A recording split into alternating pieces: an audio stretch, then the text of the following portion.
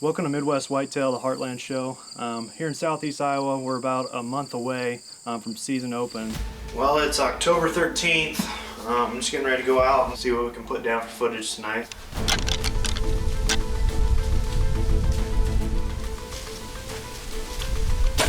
Yeah, I just started rattling. They came flying in, him and another buck.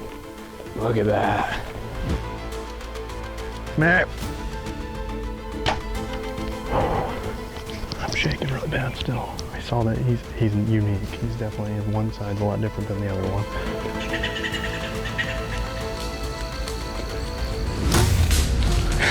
Dude, that wore me out. That might be one of the biggest roller coaster rides I've ever been on in a stand. Good. Yes. Good shot. Did he go down? Yeah, I think he went down.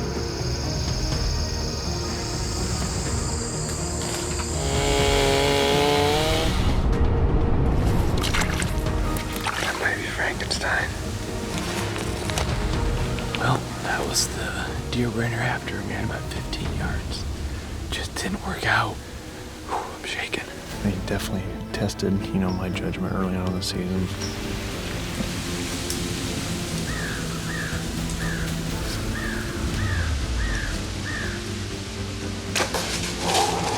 I'm shaking. That was crazy, guys. All right, he's coming out. Here he comes. I didn't buy a farm for hunting a specific deer. I didn't buy it for, going after a giant. So to put all this together and to see it all come to fruition is something that's truly special to me. Oh man, I'm shook up.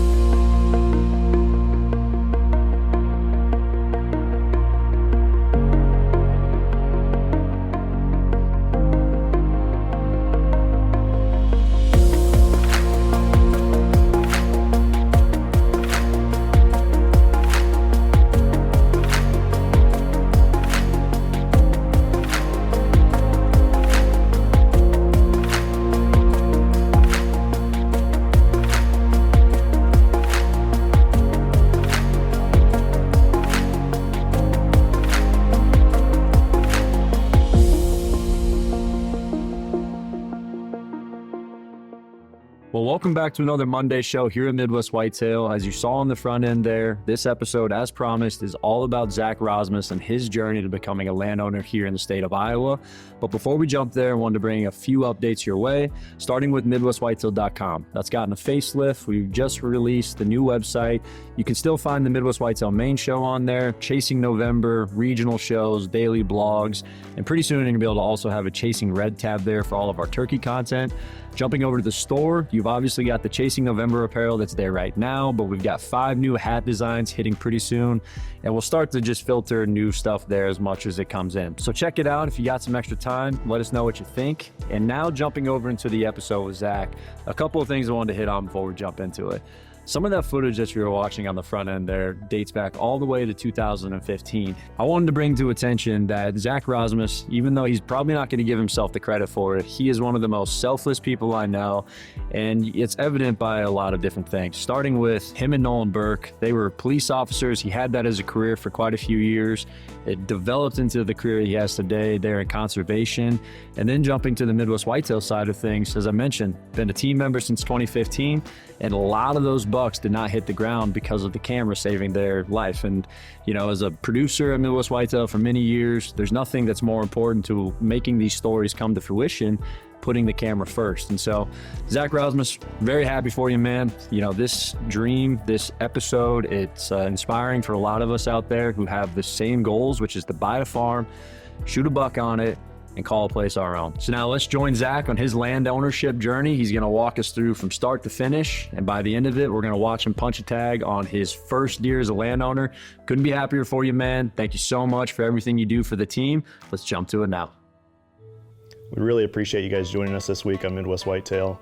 I'm Zach Rozmus, and as Josh mentioned, I joined the show back in 2015. I joined the show with my really good buddy Nolan Burke, and him and I had been filming together since 2012. where him and I actually had a job where we worked overnights together as sheriff deputies. That was something that we had the same days off, we had the same schedules at the time, working overnights. Oftentimes we were even planning out our vacations in order to just spend more time in the deer woods together. So to be able to review the footage, through this process has been very nostalgic for me, to be able to go back and relive a lot of those memories. So it's been a lot of fun. In 2018 though, I had a pretty big career change. I ultimately had the opportunity to transfer jobs into a law enforcement position, working in natural resources and conservation. It was just something that really fit who I was, but an unfortunate side effect of that was that Nolan and I no longer had that schedule that was aligning, on a day-to-day basis. So pretty much from 2020 to 2022, I was doing a lot of self-filming. And when the opportunity presented itself with Midwest Whitetail in 2023 to have an intern with me, I definitely jumped on that opportunity to have Ty Allen in the tree with me this year. So when we started to put this story together, you can really think about it as this is just another deer hunt, but that's definitely not what it was to me.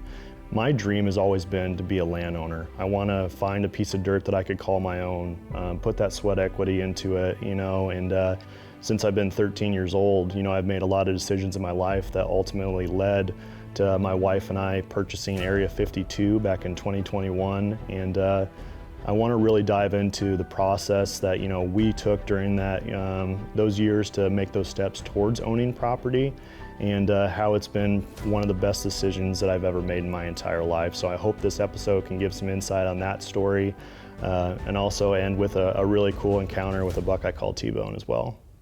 Taking a few steps back on our land ownership journey, I think it actually starts with the selling of an idea when it comes down to it. I'm very fortunate that as I sit here today, this is very much not just a story about me owning a property, it's a story about my wife and I owning a property together.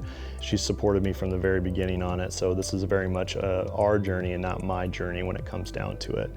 But one of the biggest obstacles that comes with land ownership itself is just the financial side of it. When you have to have that 20 to 25% down payment on a property, as far back as I can remember, I was hoarding away pennies from every single paycheck to be able to facilitate that dream. And I think that something that goes along with that too was just having a relationship with my banker itself. Every 4 to 6 months during those years prior to owning the farm, I was sitting down with my banker, oftentimes leaving those meetings, and him telling me no, that we weren't there yet, and finally to be able to have him give us the green light and tell us that we were able to chase that dream, that it was attainable at that point in time. That was something that was really important at the early stages of this process. But I would say in 2020 is when we really started actively looking for those properties. And from the very beginning, there were a few factors that really drove that idea of what I wanted to look for in a property itself. One, I wanted it to be within an hour of my home. I wanted it to be something where I could make it down there on occasion, but I'm not there every single day.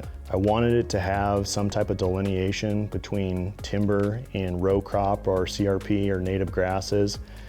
Because that was something that being able to mold that biodiversity with my timber acres or the row crop or the natives when it came down to it, that was critical not only for deer hunting but also just the investment side of it, and just being able to create that biodiversity on the property itself.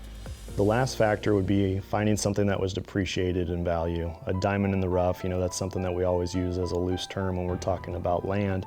But I wanted it to be something that I could pour my blood, sweat, and tears into, where not only could I create more recreational value on the property itself, but also the return on the investment. In July of 2021, we were finally able to achieve the dream of land ownership, and we purchased our first property, and it was an exciting time. Area 52 is a 90-acre piece of property that is a variation of 60 acres of timber itself and then 30 acres of open area. And when we purchased the property, it very much was a diamond in the rough. Most of the acres that were in the open areas had been used as pasture in the past and have essentially been let go. It's still July of 2021, and one of the things I want to get done right away is I want to remove the invasives and trees that are present on those open areas. So I rent some equipment, I have a buddy come down to the property itself, and we remove roughly 560 locust trees, cedars, honeysuckle, autumn olive, In preparation for what I know my goal is for the future of the property is that I want those to be tillable acres, native grasses, potentially CRP at one point in time. Once I have the clearing of those open areas complete, one of the things that I have as a goal for that first year is to essentially do a shotgun blast of different food plots across the property. So I would take Onyx maps during that time and I would try to identify easy access points, but also at the time I was identifying trees that I could hunt from in specific locations. So I do 6 different food plots on the farm that year, not knowing if any of them were going to be forever plots, but ultimately I wanted to get food on the farm, knowing that I was getting late in the process or wanting to get those fall plots completed. Hunting season rolls around. I have a really nice cutting link system set up on Area 52 that's really getting that first intel off the farm itself. But during this time, I also have the side story going along where I have these permission farms where I have a little bit closer to home, where I'm fortunate that during the 2021 season, there's a buck that I call Prodigy 2.0 or P2 that Caleb and I were both after that season on some overlapping permission farms that we have. And although I don't spend as much time hunting Area 52 itself that year, I felt like I was getting the general information about how I could access the farm in the beginning stages of what I was inheriting from a deer herd perspective, because although I wasn't there, my cuttybacks were doing a really good job of gaining that intel when I wasn't hunting it as often. The 2021 season comes to a close, and unfortunately I was unable to punch a tag that season, but I did have some really great encounters with some great bucks. I was after that buck I called the Meg quite a bit.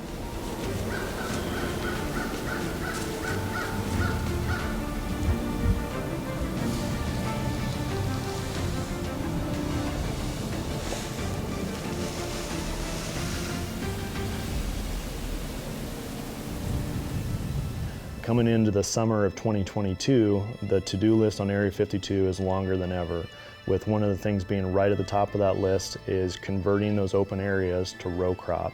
And one of the things I had to do right from the beginning is that there's a large amount of thatch on the property, so in order to remove that thatch, we elected to burn that section of the property.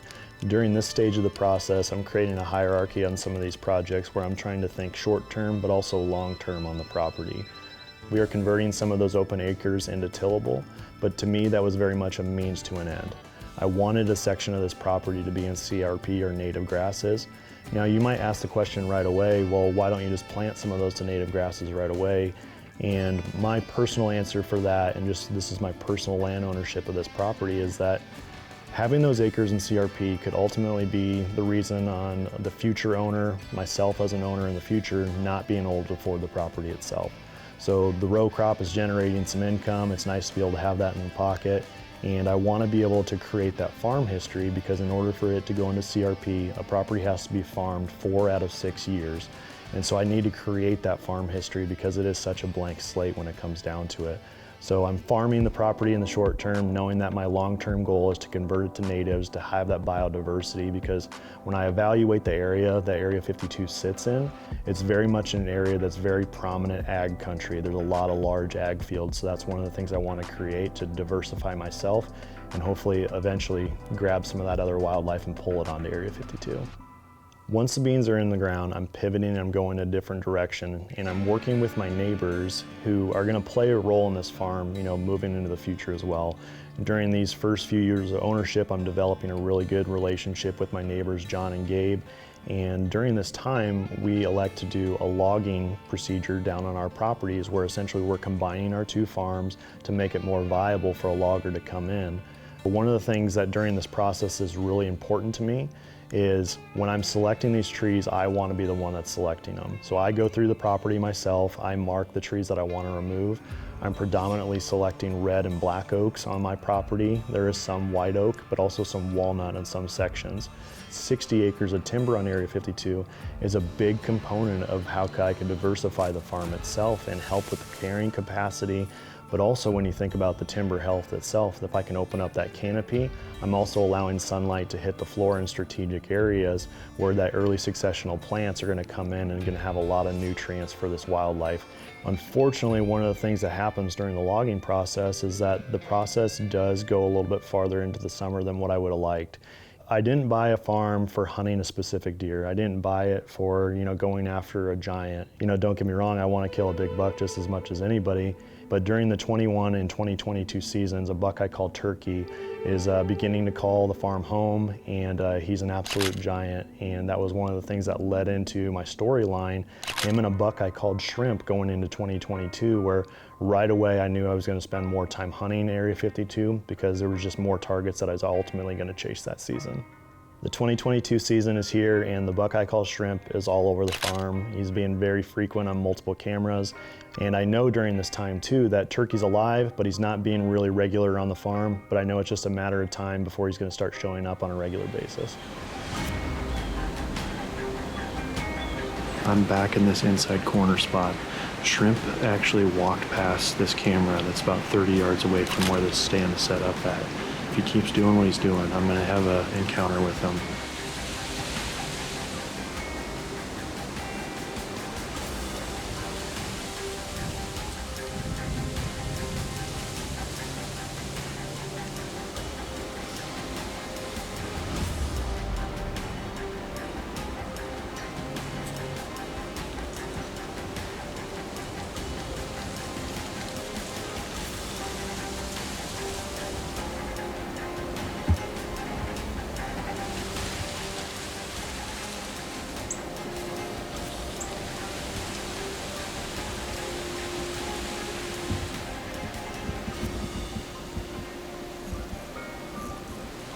So close.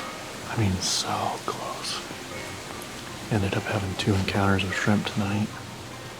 And just a few things go differently. I think that I could have killed him tonight. But still an awesome hunt.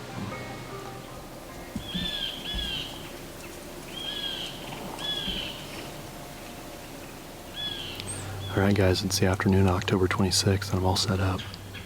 I'm down here on Area 52, and I'm set up kind of in that same area where I've been hunting quite a bit. A little update is that buck I called Turkey, who's kind of number 1 on the hit list.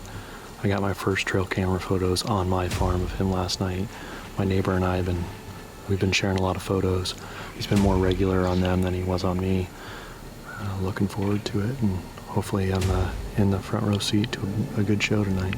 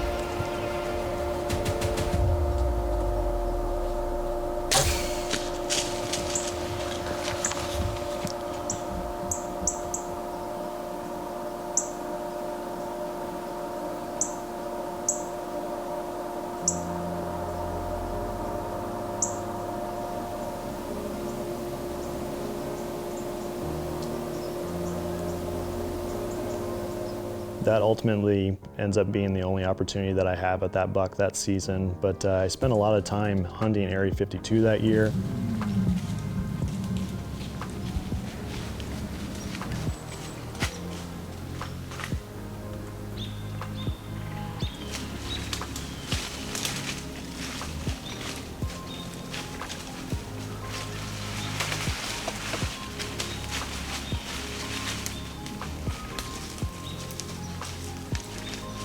I'm continuing to gain information on how I can access the farm in and out, and there's a ton of young deer on the property itself that I'm having really great encounters with several in different areas. I'm hunting different sections of the farm, trying to obtain as much information as I can. Going into the end of the season, unfortunately I ended up not punching a tag that year, but I did hunt different sections of the farm, and I felt like I had a general understanding or a better understanding of how I should be getting in and out on a clean basis.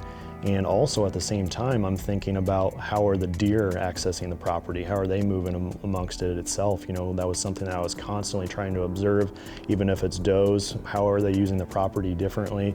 And how is food changing how they're using the property? Talking about the beans, trying to identify those food sources and how maybe that's allowing them to utilize the property during different times of the year. But one of the big things that came up during the 2022 season is that I noticed that the farm to the south was spreading manure. They were knifing in manure on the tillable acres. And it was my understanding through talking to some of the neighbors and working my way through the investigation process of that, you know, we don't want to be on it because it's very, you know, a very strong odor to it, and the deer definitely don't want to be on it. It definitely has a sensory reaction to them where there is a period of time after that manure is placed on the ground where they don't want anything to do with it. So that was something I definitely put down and earmarked for future reference because it was something that was definitely going to change how I was going to hunt the property in the future. Fall turns to winter, and one of the things that I'm still doing, although I'm a landowner now at this point in time, is I'm still seeking out permission farms. And one of the things that comes to fruition during the off season is I'm able to obtain permission on the Goat Hills property, which is going to play into my story hopefully for years to come. Starting off season projects that year, I continue to do a substantial amount of work inside the timber itself. And then on schedule, I'm sectioning off areas of my property where I'm going to use prescribed fire to actually burn through the timber itself. And this is going to help for wildlife food, early successional plants when it comes down to the understory, and even just creating that freeing of thatch on the understory itself to allow that warming of the soil to see that influx of growth, because that's something that's right at the top of my priority list for managing these timber acres themselves. I've already mentioned that there's a lot of agricultural, a lot of row crop in the area 52. And how do I diversify myself? How do I make it different? How do I provide food sources at different times of the year? And one of the things I love from a food plot perspective is I love alfalfa. Protein is king when it comes to wildlife, and alfalfa is right at the top of that list for protein content. So what I did is I actually took 6 acres of what was row crop the year before and was planted to beans, and I sectioned those acres off to have that as alfalfa. The alfalfa goes in the ground in April, and we begin work on the off-season projects in preparation for the 2023 season. So this is a really cool spot. This is a location on the farm that we've always kind of referred to as the hourglass. I kind of designed this alfalfa setup where it's a really natural transition between grain to grain. So essentially we're gonna have alfalfa that's gonna wrap completely around some standing tillable that's about 5.5 acres. I wanna hunt it so bad, but I just know that the wind's gonna fluctuate in these types of locations. So I think that this is maybe long-term gonna be a blind setup location, but regardless, it just sets up a really cool scenery for this property.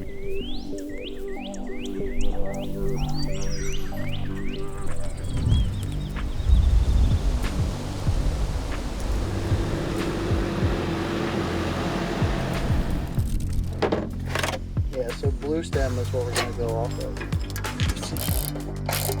We are back down here at Area 52, and the goal for tonight is to get some native grass interseeded into a stand that's already native grasses. So last fall we did some seeding at this exact location with the CP25, which is actually the same seed that we're using tonight. And this is the access to my property where I do the majority of my access to all of my stand locations.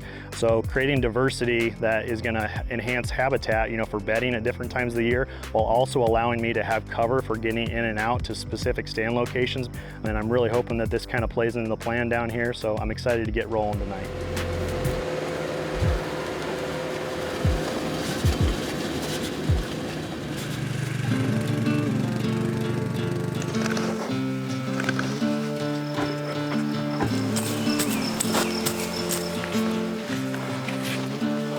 I like it. Welcome back down to Area 52.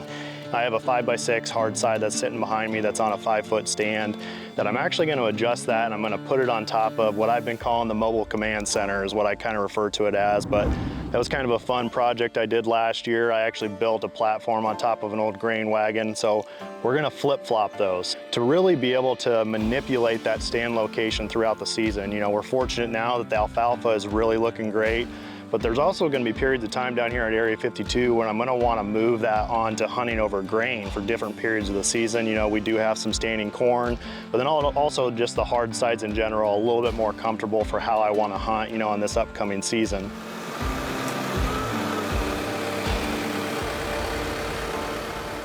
It's mid-September and we're finishing setting up rednecks, not only on my farm, but also on my neighbor's farm. During this time, I'm continuing to develop a relationship with my neighbors, John and Gabe. One of the things that came up last minute, leading into the 2023 season, where essentially I was able to exchange my sweat equity of doing some food plot work, establishing some redneck locations, trail management, in exchange for bow access on a property, because I know that I have one of the longer hit lists that I've ever had on any property that I've ever had access to. Continuing my theme of naming these deer after food, a familiar face showed up during that off season, and it was a buck that I was going to call Whopper, and he was one that I had several encounters with the year before. And at the same time, I'm having a 6-year-old buck I'm calling Chicken Nugget is showing up regularly too as well, where he was a 6-point the year before. He transitioned into an 8-point, so naturally he went from a 6-piece to an 8-piece, and that was something that was funny that came along with that story. And then last but certainly not least is a really cool buck I'm calling Pretzel. And he's a buck that very early on in the season was pretty regular on a specific food plot. And I felt confident that if I were to hunt the farm in a certain way, I was going to have an encounter with that buck.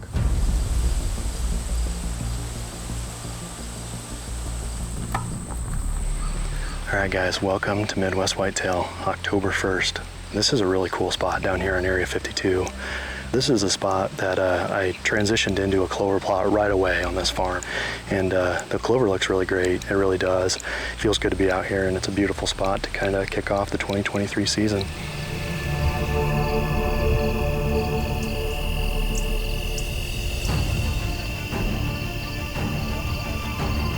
Really white rack on it. Yeah. Coming into the plot.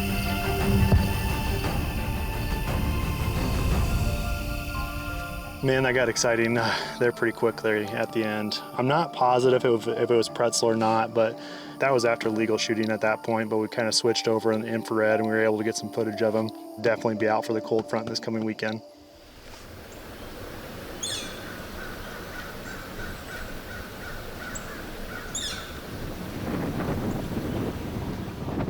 It is October 15th and I'm set up down on Area 52 in the mobile command center blind. As you can see, I'm self-filming tonight, back to my roots. Fun to get the camera in my hand, shoot a little B-roll, just spend time down here at Area 52. I always think that one of the things I enjoy about self-filming and the challenge of it is that it allows you some one-on-one time with Mother Nature, kind of the outdoor therapy. But maybe the cherry on top is that we'll film a little bit of deer tonight.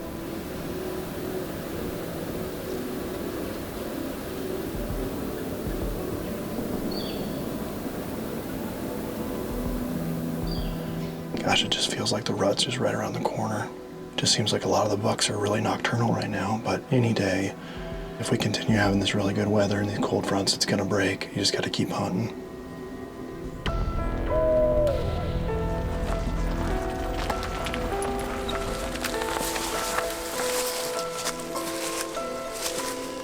Good morning. It is October 30th, and Ty and I are set up.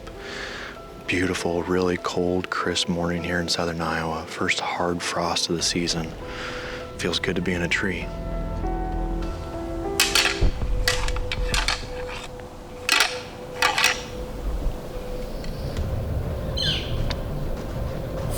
You see him, Ty? Yeah, I see him. Good. It's too far.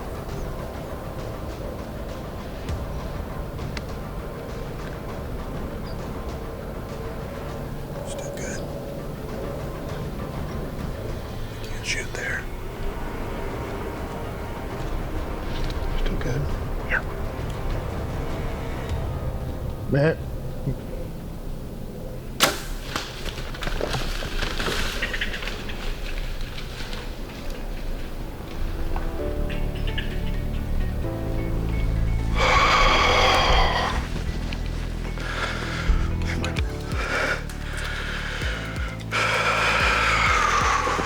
He's big.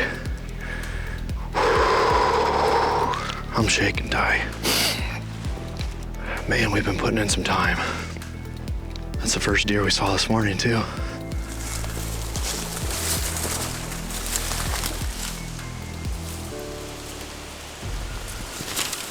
Dude, he's right here. He's right here. Let's freaking go, Ty! Boom! Dude, he is a freaking tank. It's been a special morning, you know, it really has. The last couple days, Ty and I have hunted really hard, and this is actually my first buck that, although this is on my neighbor's property, it just feels like it's down at Area 52. I just can't thank my neighbors enough, too, for allowing me to be out here. So although this chapter is coming to a close, I still do have another tag as a landowner here in my pocket, so I think I'm going to give Ty a few days off, let us regroup a little bit. We look forward to sharing the next chapter this season because there's still a lot of good hunting left yet. Following the kill, I'm able to take a few days off, but during that time too, I'm also thinking back on the actual hunt itself, and I'm thinking about Chicken Nugget specifically. He was a deer that I talked about several times when he was right at the top of my hit list, that he was showing up regularly on multiple cameras. I mean, almost every single camera on the farm he was showing up on. But he was also a bully buck very much, because every single time you would see him on camera, he was posturing up to another deer. And so I was excited to see who was gonna step into that role as he was removed from that hierarchy itself. Sweet November arrives and the rut is in full swing, and I'm excited to get back into the deer woods with that landowner tag in my pocket, hoping to finally fill that landowner tag that I've been striving for my entire life up to that point.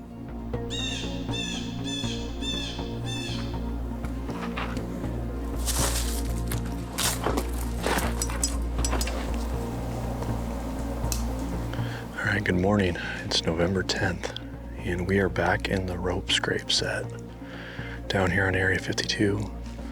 Got in here nice and quiet this morning.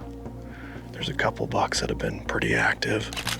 Pretzel's been all over the place, and there's been a new buck that showed up since Chicken Nugget's been gone, and I think I'm gonna call him T-Bone. He's a really cool 9-pointer that he's a stud of a deer too. So there's a couple good ones down here to chase, so hopefully we see some movement today.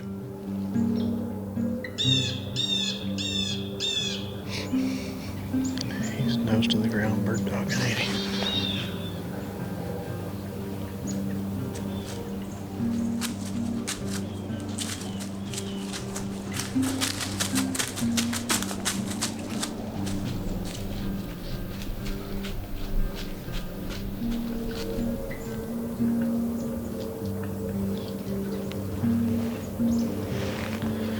Oh, okay, I know which buck it is.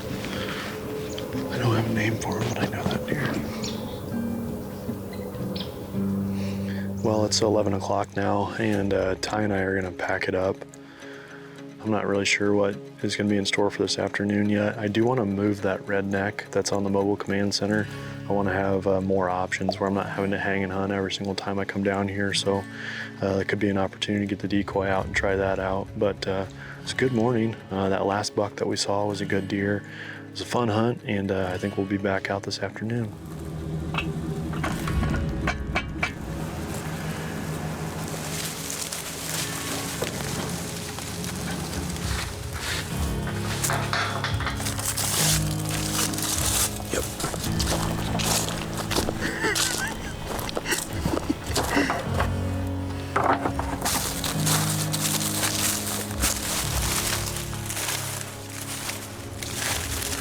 All right, we made it. This is my second time sitting in this 5x6 since it's been on the mobile command center. One of the reasons I wanted to put the blind in this spot is that two of my target bucks, that buck I call T-Bone now, and then Pretzel, have been on this camera right over here. So I do like how this sets up though. Anything that comes within the front north part of where we're set up, I feel like we're gonna be in the game. That'll be the big thing, is that I really do think if we get any bucks out in this field, out in the corn, if they can see that doe, we'll get them in. But probably 45 minutes left, so I'm sure it's gonna get dark quick in this blind as well. Looks like he's full of a couple of these does too.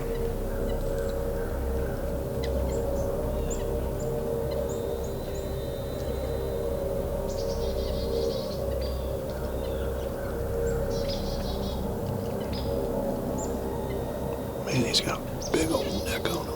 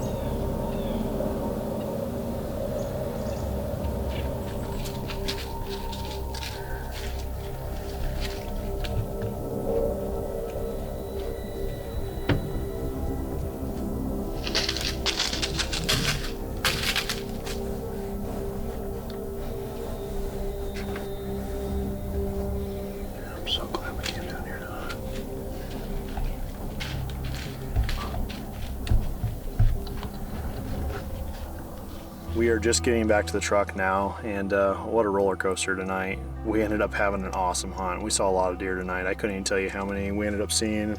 Right at the top of that list was that buck I call T-Bone. He's definitely a buck when he was coming across that field, and I thought for a little while, I was getting jittery. I thought it was going to happen. Good hunt. So Ty and I are going to talk about what the next couple days are going to look like. As always, we appreciate you guys joining along for the journey.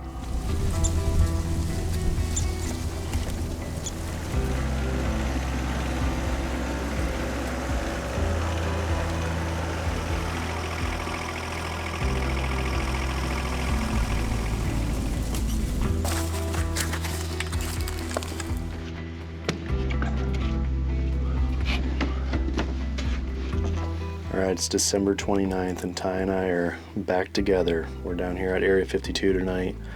This has always been the location where it's set up now, where I envision this blind being for this late season.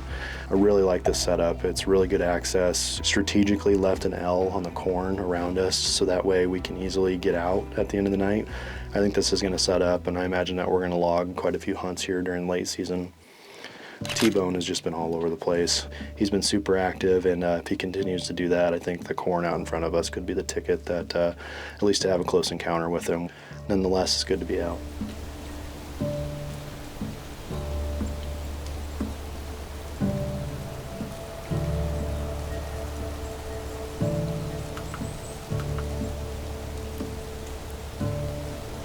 Looks like a decent bug.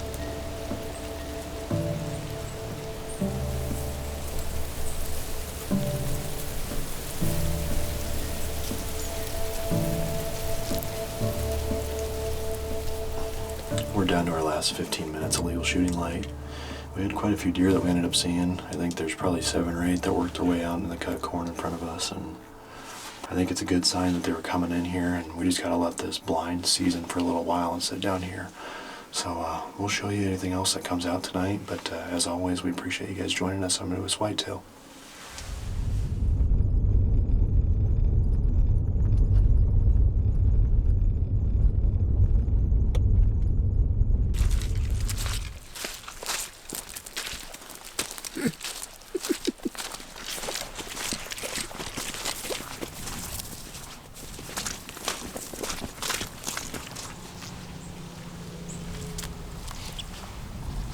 All right, welcome back down to Area 52.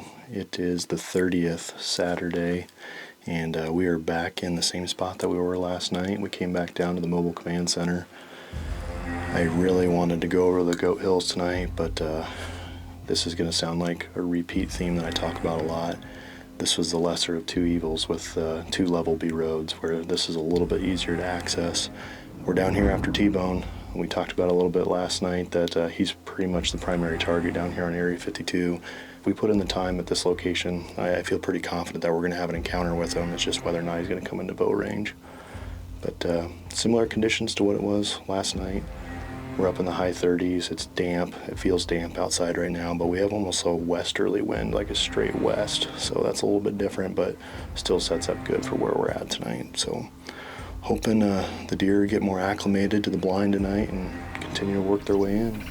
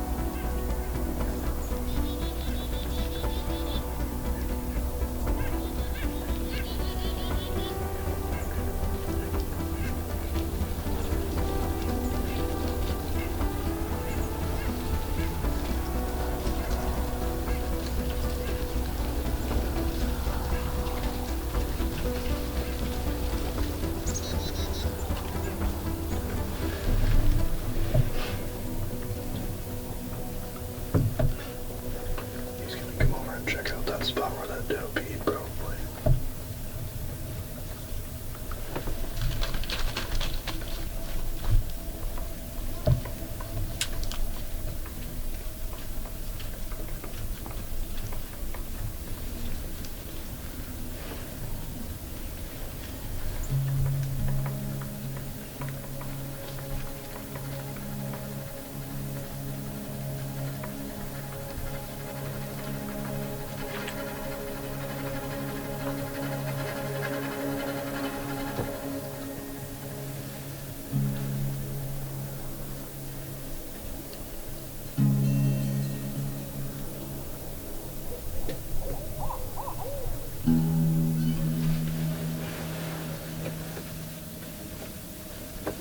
Hey, there's a buck. I'm pretty sure that's T-bone. Straight west. Oh, yeah. Take it easy. Pretty sure that's him, dude. That looks an awful lot like him. If you look this way, I can tell you. It's him, dude. Yeah, that's him. Yeah, that's him.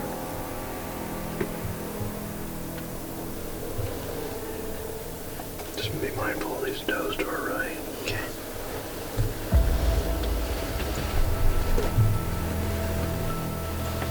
Any ducks left over there? There's two young ones down here, but that's it. Everything else is right in front of us. He's walking. There's another buck pushing does right out in front of us. She just squatted and paid for him.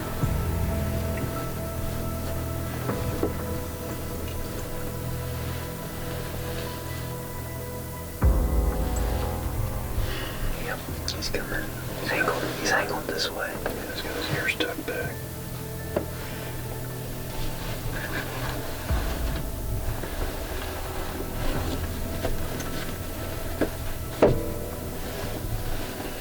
Gosh, he looks big.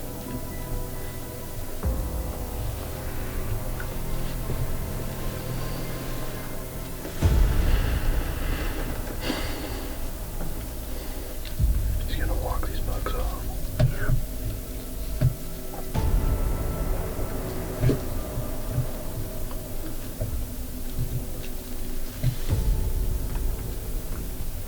Good Lord, he's huge.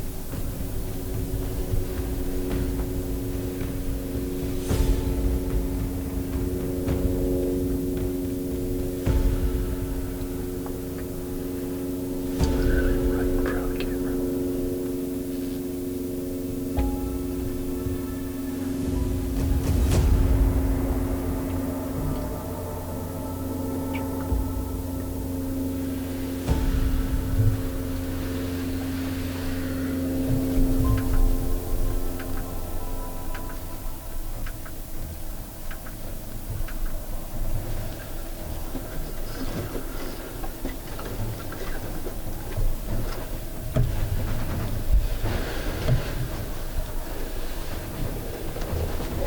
Good there, Ty. Yeah, I'm good here.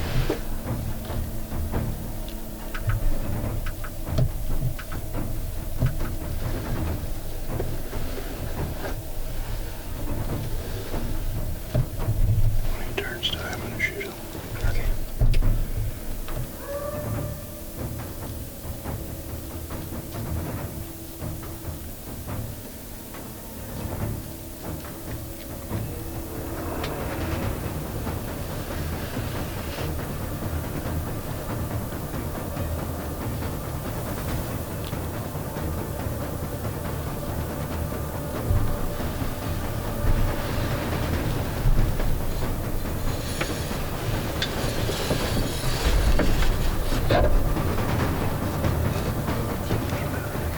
You good, Ty? Okay. Yeah, I'm good.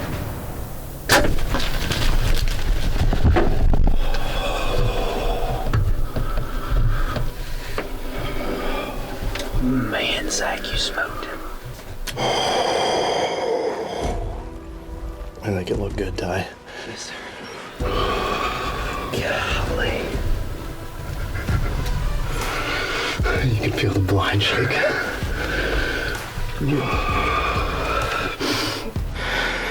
I haven't been shook up like this in a long time. Man, that just took it out of me. I don't know how many minutes he stood there and just right at us, but we're like legitimately right at legal shooting light just now.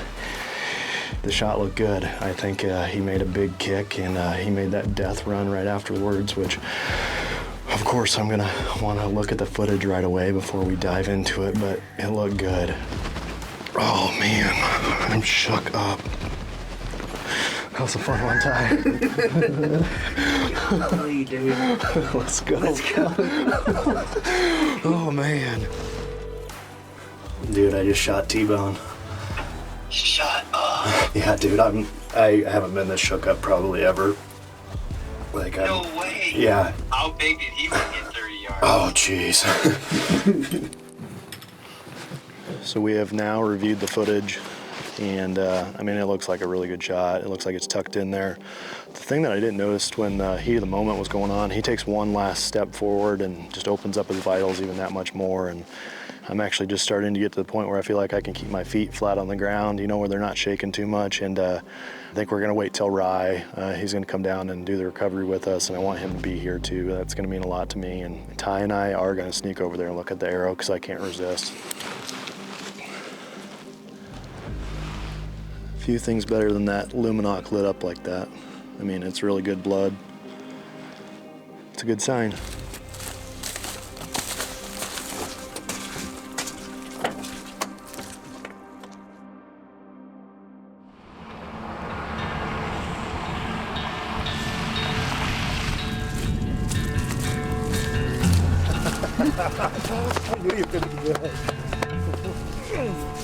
Appreciate you coming down, buddy. First one on the farm. Let's go. I think we're gonna find him right away. Are you ready to go put your hands on him? I made you wait 3 hours. This is taking some willpower. I appreciate it, man. Well, let's go get him. I'm gonna get my camera and then let's roll. Let's load up.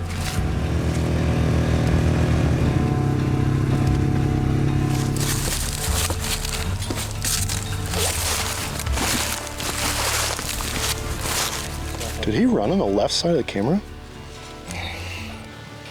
There's blood there. Blood there. Pretty much a walking blood trail.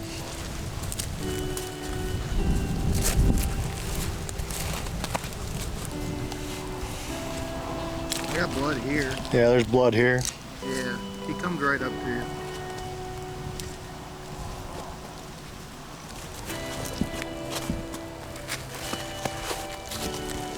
There's some there.